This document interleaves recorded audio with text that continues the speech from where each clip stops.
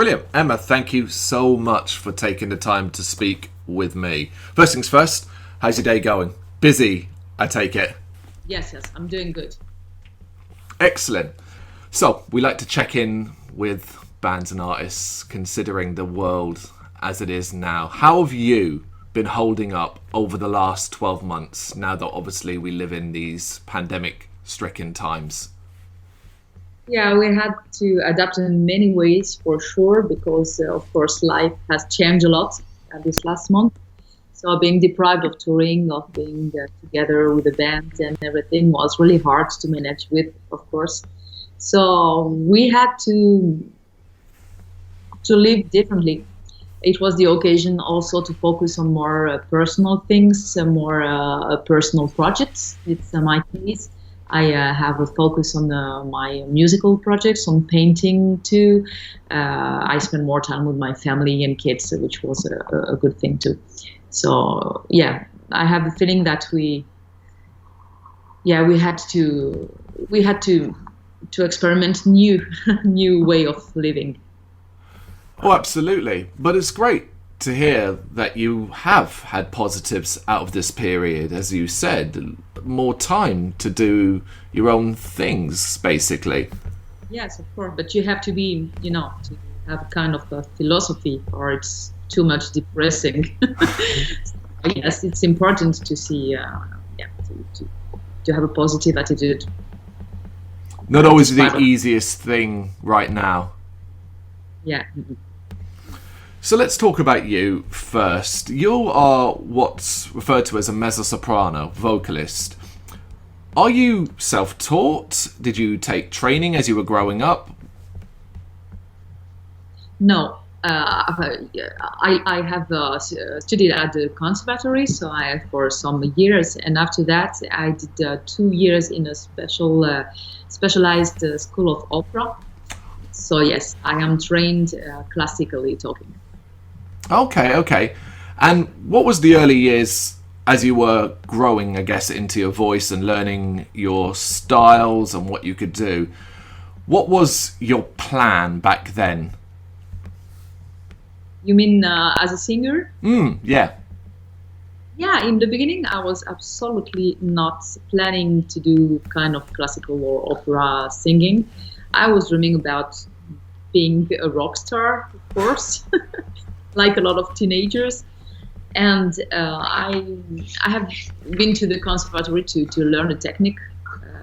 I was singing in a band, and I felt in love with classical. This was totally unexpected because we didn't listen to classical music at home, and it was something totally new for me. So my plans were totally, destroyed because I began at this moment a classical career and not a rock one. It's funny then that you would develop into what you do now, effectively both. Yeah. I wanted to say that's funny because I think in a moment in your life you come, it's a kind of a circle.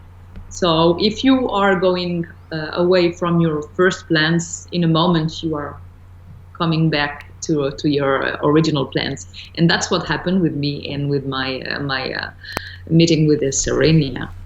That's awesome. That was funny. So how much experimentation do you find you do now when it comes to singing? Do you still enjoy kind of trying out new tricks, learning new things? I'm always experimenting. I think you're never done with the voice. You're always evolving, always learning things. Your body is changing all the time, also with the years and everything. So your voice has to adapt all the time. So I love to experiment. I'm always trying new technical tricks, and I think I will do my whole life probably. It's interesting and important for me. And you've worked with Sirenia for a long time, before even taking on the main vocal duties in 2016. Can you remember what you were thinking back then when you were asked to take over as the main vocalist?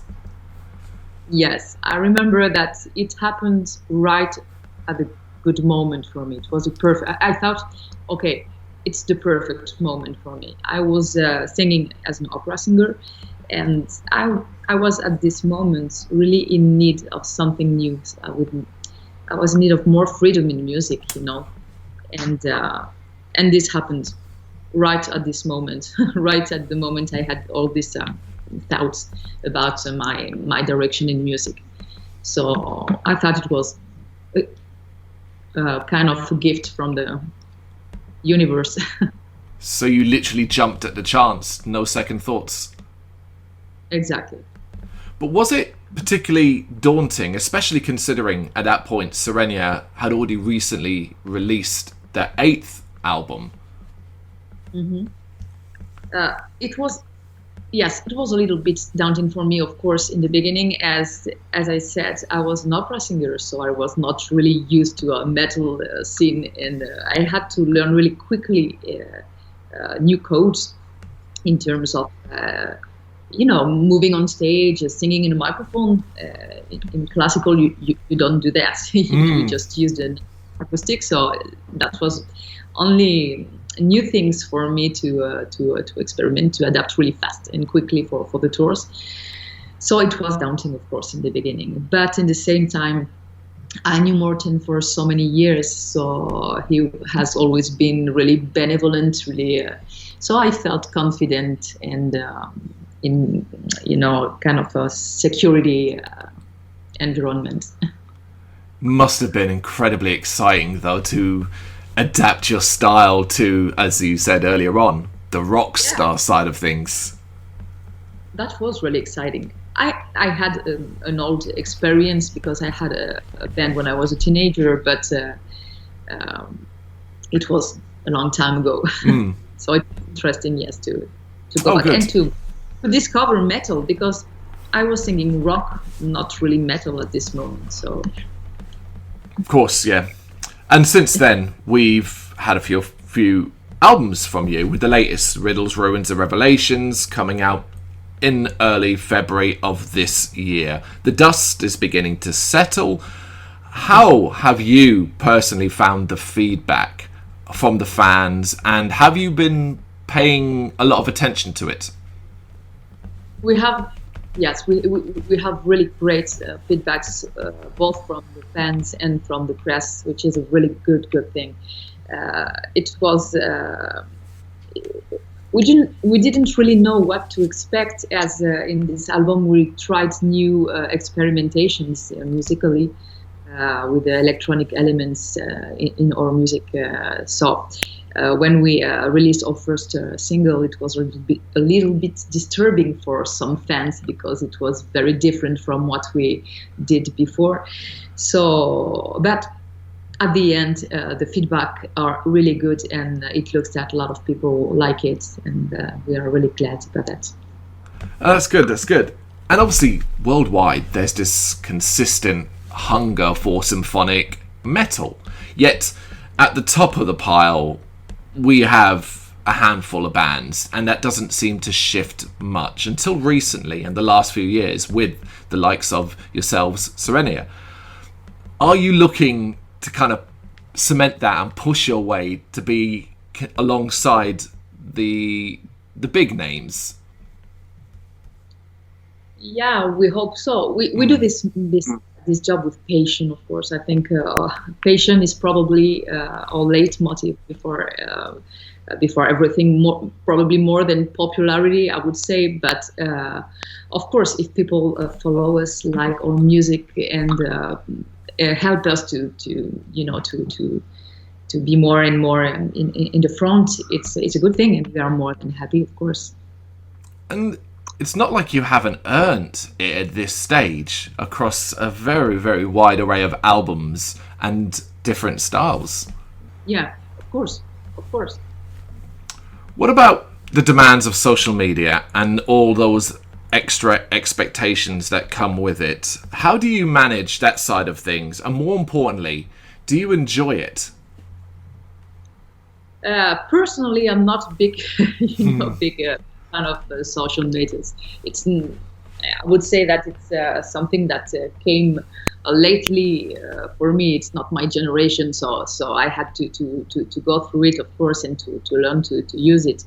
But today, it's something you absolutely have to use. Of course, it's something that's really cool for the communication and everything. But I learn every day a little bit more to feel more comfortable with it. But yeah, it's not something, I understand how it works, but personally, I have kind of how do you say that in English? Kind of uncomfort with the image. Social medias is always needs to push your image in the front all the time. And so I have to be used to that. I'm someone that is really shy, so that's something I learned to do. Yeah, as you said, it's a necessity for being in a band these days. Even if you personally don't really enjoy it, you don't have a choice, unfortunately. So, of course, 2021 marks the 20th anniversary of Sirenia.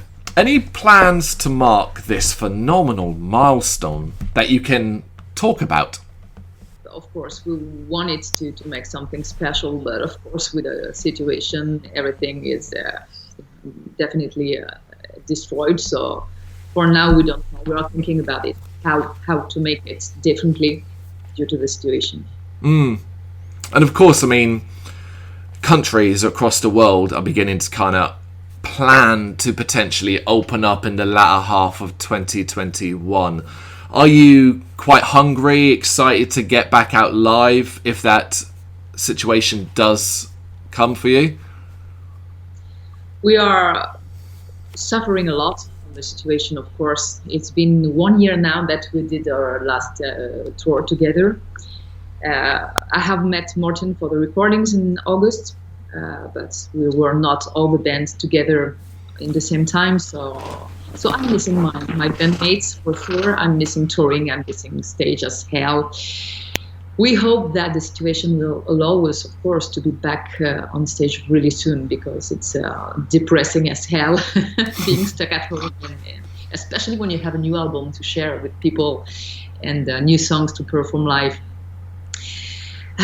It's hard to say how things will evolve. We are continuing to make plans, but for now we are a little bit in the fog. Hopefully, brighter days will come soon. You're stuck in the same situation as every other band. It's a matter of watch this space, and hopefully the opportunities will arise. Yeah, hopefully. Fingers crossed. Emma, that's it. Thank you so much for your time. Oh, thank you so much for the invitation. Thank you very much for watching. You can check us out on gbhbl.com, as well as on Facebook, Instagram, Twitter and Tumblr. Go to Patreon and help us out over there. That's patreon.com/gbhbl, as well as Big Cartel, where you can find some of our merchandise. We have a podcast running on SoundCloud and Apple Podcasts. And of course, if you like this video, do us a favour, hit the subscribe button and help the channel grow. Games, horror and heavy metal. What else is life for?